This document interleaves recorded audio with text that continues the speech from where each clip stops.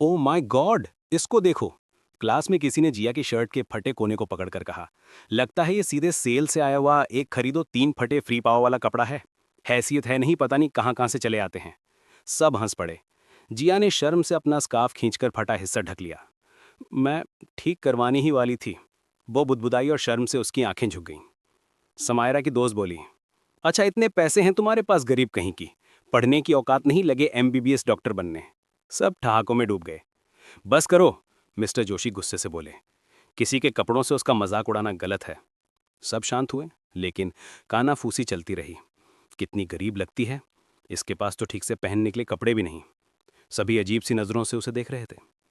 Lunch time होते ही जिया ने अपना बैग खोला और अपनी छोटी सी डिब्बी लेकर बैठी ही थी कि समायरा के दोस्त ने फिर बोला, यहाँ मत बैठो, कहीं तुम्हारी फटी शर्ट की धज्जियां हमारे खाने में ना गिर जाएं।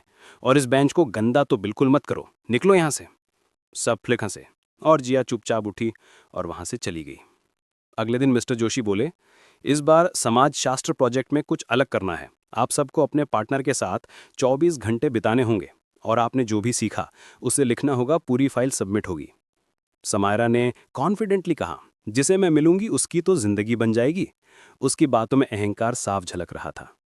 लेकिन कुछ देर बाद, जिया और समायरा, तुम दोनों पार्टनर हो क्या? समायरा को पहले तो विश्वास नहीं हुआ, लेकिन तुरंत बाद वो चीखी, मैं इतने लो क्लास इंसान के साथ नहीं रह सकती। पार्टनर्स फाइनल हैं, मिस्टर जोशी सख्ती से बोले और चले गए। घर पहुंचकर समायरा ने पूछा, मम्मी पापा कहाँ हैं? बटलर बोली, मैडम और सर बिजनेस ट्रिप पर हैं, इस महीने के आखिर में वापस आएंगे। समायरा की आवाज़ धीमी हो गई, लेकिन मेरा बर्थडे 2 दिन में है। उन्होंने कहा है कि लौटकर सेलिब्रेट करेंगे। हम्म। समायरा अपने कमरे की खिड़की के पास बैठी सोचती रही, इतना बड़ा घर, पर मेरा ख्याल रखने वाला कोई नहीं। वो जब भी घर जाती अकेले ही रोती रहती और किसी से कुछ ना कहती। अगले दिन जिया समायरा के घर पहुंची। समायरा ने कहा, जूते उतारो, ये मैट बहुत महंगा है। जिया ने चुपचाप हाँ में सिर हिलाया। कुछ टाइम बाद लंच में प्राइवेट शेफ ने सुशी परोसी। जिया की आंखें चमक उठीं। मैंने ऐसा खाना कभी नहीं देखा। समायरा को अजीब लगा, मतलब तुम लोग। फिर उसे महसूस हुआ कि वो क्या बोल रही है और चुप हो गई। रात को समायरा ने जिया को उसका बिस्तर दिखाते हुए सोने को कहा और खुद भी लेट गई। लेकिन रात में उसने जिया को अपनी माँ से फ़ोन पर बातें करते सुना। माँ, हाँ मैं ठीक हूँ, आपकी याद आ रही है, कल मिलेंगे। उस प्यार भरी आवाज़ में जो गर्माहट थी वो समायरा को चुभ गई। मेरे घर में तो ऐसा कोई है ही नहीं। उसकी आंखों में आंसू थे, लेकिन वो ये सब दिखाना नहीं चाहती थी। वो उनकी बातें सुनती रही और ना जाने कब उसे नींद आ गई। अगले 24 घंटे जिया की बारी थी। दोनों उसके घर की तरफ पैदल चले। जिया ने कहा, प्रोजेक्ट में जोशी सर को झूठ बोल दूंगी, लेकिन मेरा घर तुम्हारे रहने लायक नहीं है, इसलिए तुम जा सकती हो। मैं जानती हूँ कि तुम्हें गरीबी में रहने की आदत नहीं है। लेकिन समायरा नहीं मानी। उसके मन में क्या चल रहा था कुछ पता नहीं था।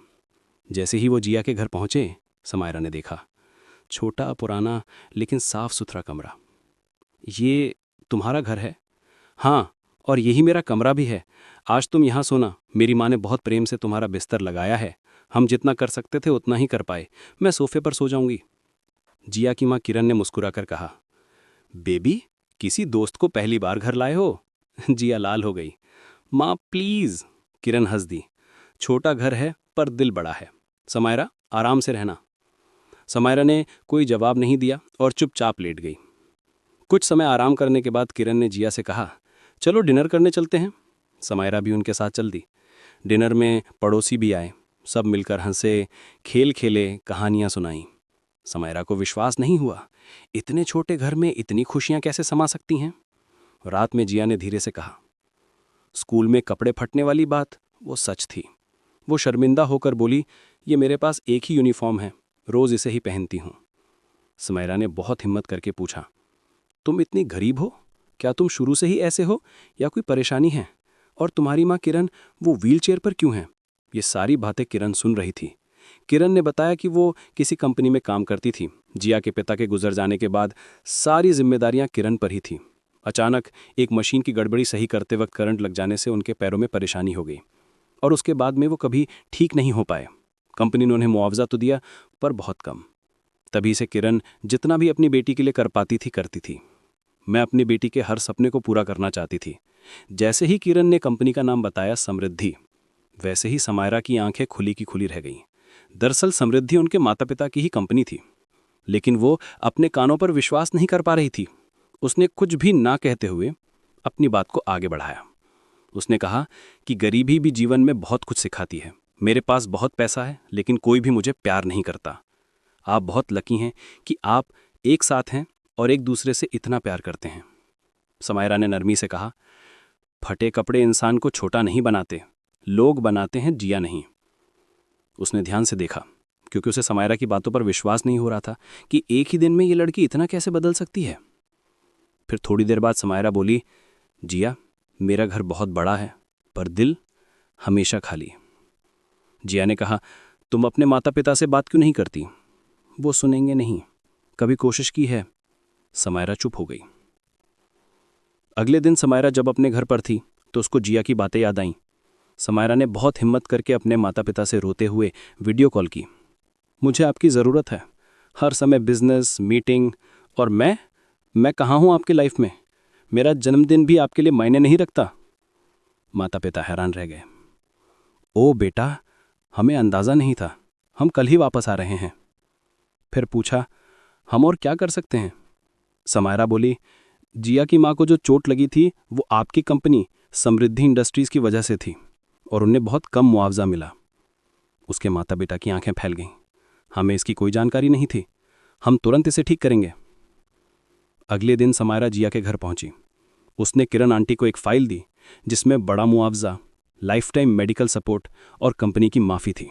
जिया ने किरण को सच सच बताते हुए कहा कि समृद्धि उनके माता पिता की ही कंपनी है, लेकिन उन्हें इसके बारे में कुछ भी पता नहीं था। आपके एक्सीडेंट के बारे में हमें माफ़ कीजिए, मेरे माता पिता भी अपनी इस गलती के लिए शर्मिंदा महसूस करते हैं। किरण ने हंसते हुए कहा, नहीं बेटा, अगर तुम सच नहीं बताती तब भी तो हमारा जीवन चल ही रहा था। तुमने हमारी बहुत मदद की है, इसके लिए बहुत बहुत धन्यवाद। किरण की आंखों में आंसू आ गए। बेटा, ये तो बहुत बड़ी मदद है, यह आपका हक था, समायरा बोली। जिया मुस्कुराई। देखा, मैंने कहा था, बात करने से सब बदल सकता है। और हाँ, जिया ने धीरे से कहा, आज तुम्हारा बर्थडे है ना? समायरा बोली, हाँ, पर कोई खास प्लान नहीं है। जिया ने दरवाज़ा खोला। अंदर पड़ोसी, मोमबत्ती, छोटा सा केक और एक बड़ा सा हाथों से बनाया हुआ कार्ड था। Happy birthday Samaira. समायरा की आंखों में आंसू भर गए। पहली बार उसे लगा किसी ने उसके लिए दिल से कुछ किया है। इतना ज़्यादा अच्छा फील उसने जीवन में आज तक नहीं किया था। उसने सभी का शुक्रिया किया और जिया को गले लगाते हुए कहा, थैंक्स, तुम्हारा